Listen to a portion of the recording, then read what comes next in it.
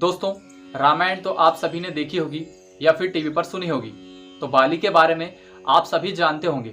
लेकिन आज के इस वीडियो में हम आपको ऐसी कथा बताने वाले हैं जो ना तो टीवी पर दिखाई गई है और ना ही आप उसके बारे में जानते हैं। जी हाँ, आज हम बात करने वाले हैं बाली और हनुमान जी के युद्ध के बारे में, जो ना तो टीवी पर दिखाई गया है और ना ही किसी कथा में सुनने को मिलता है। तो आज के इस वीडियो में हम बात करेंगे बाली और हनुमान जी के युद्ध की। तो चलिए वीडियो को स्टार्ट करते हैं। बाली सुग्रीव का बड़ा भाई था और किष्किंधा का राजा भी था।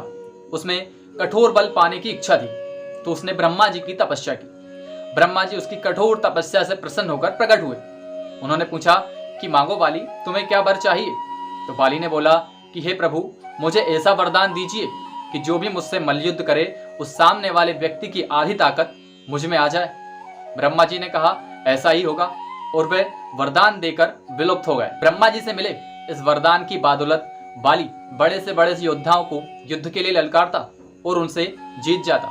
हर कोई बाली के सामने टिक नहीं पाता था। एक बार तो बाली ने रावण को मल्ल युद्ध के लिए ललकार दिया। इस युद्ध में रावण की हार हुई। अब बाली को अपनी ताकत पर इतना घमंड हो जाता है कि वह जंगलों को उजाड़ने लगता है, पर्वतों को हिलाने लगता है और पेड़ों को तहस नहस कर देता है। इसी क्रम में वह पेड़ों को तहस नहस करता हुआ किष्किंधा के जंगलों में प्रवेश करता है, जहां पर हनुमान जी अपने आराध्य श्री भगवान राम की तपस्या में लीन थे। हनुमान जी ने देखा कि सामने बाली खड़ा है और अपने चारों ओर आसपास देखा तो सभी जो पेड़ पौधे थे वो टूटे हुए पड़े थे। तब हनुमान जी ने पूछा कि यह सब किसने किया है? बाली घमंड में चूर होकर बोलता है कि यह सब मैंने किया है। अपने घमंड में चूर होकर बाली हनुमान जी को भी मल्ल युद्ध करने के लिए न्योता दे देता है और साथ ही हनुमान जी बाली से कहते हैं कि बाली भैया, आपने यह सब गलत किया है। आप अपने घमंड में चूर हो चुके हैं और आपको भी नहीं पता है कि आप क्या कर रहे हैं। आपने जीव जंतु और पेड़ पौधों को भारी नुकसान पहुंचाया। तो आप कृपया करके यहाँ से चले जाइए और मुझे श्री राम की भक्ति करने दीजिए। इतना सुन बाली क्रोध से भर जाता है और कहता है कि अपनी समझदारी अपने पास रखो हनुमान। तुम सीधा सीधा क्यों नहीं कहते कि तुम मेरे पराक्रम से डरते हो? हनुमान जी बाली की इन बातों को चुपचाप खड़े होकर सुन रहे थे।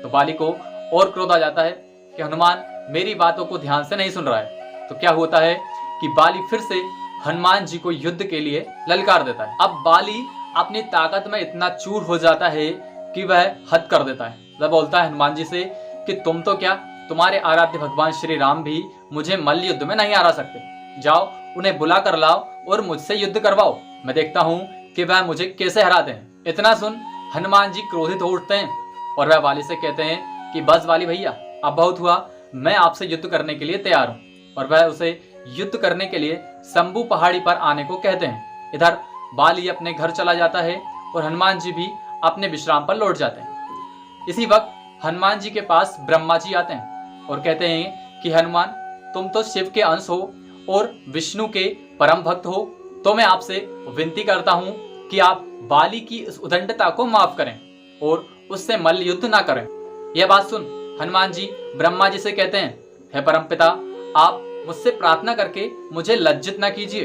अगर बात युद्ध की होती तो मैं युद्ध ना करता, लेकिन बड़े भैया बाली ने मेरे आराध्य श्री भगवान का अपमान किया है, तो मैं युद्ध से कैसे पीछे हट सकता हूँ? तब ब्रह्मा जी हनुमान जी से कहते हैं कि ठीक है पुत्र, तुम युद्ध करने जाओ, लेकिन जब तुम युद्ध करने जाओ तो अपनी ताकत का 10वां हिस्सा ही लेकर जाना, बाकी का हिस्सा अपने प्रभु श्री राम के चरणों में छोड़कर जाना।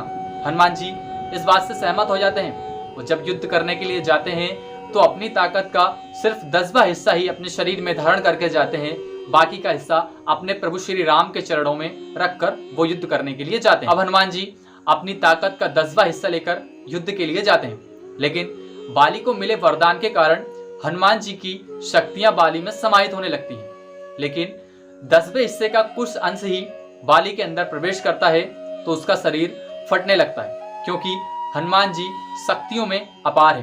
तो उनकी कुछ अंश ही बाली के अंदर प्रवेश करता है और बाली के अंदर अत्यधिक ऊर्जा का संचार होता है, जिसे बाली संभाल नहीं पाता है और वह घबराने लगता है कि कहीं उसका शरीर फट ना जाए। युद्ध के दौरान इतने में ही ब्रह्मा जी वहां प्रकट हो जाते हैं और बाली से कहते हैं कि देख बाली, तू अपने को अत्यंत बलशाली समझ रहा था, तो तू हनुमान जी के 10वें भाग का कुछ अंश भी अपने शरीर में धारण नहीं कर पा रहा है। बाली युद्ध से भागकर अपनी जान बचाने में ही समझदारी समझता है और वह युद्ध से भाग जाता है। और बाद में उसे एहसास होता है कि मैं अपनी इतनी शक्ति के बादौलत इतना घमंड में चूर था। लेकिन हनुमान जी तो शक्ति का भंडार हैं, तब भी वे इतने शांत हैं, लेकिन मेरे में छोटी सी एक शक्ति की बादौलत में घमंड में इतना चूर था। और वह अंत में हनुमान जी से माफी मांग लेता है। यह कथा आपको कैसी लगी? अगर अच्छी लगी है तो चैनल को जरूर सब्सक्राइब करें और वीडियो को लाइक और ज्यादा से ज्यादा शेयर करें। तो बोलिए सियावर रामचंद्र भगवान की जय।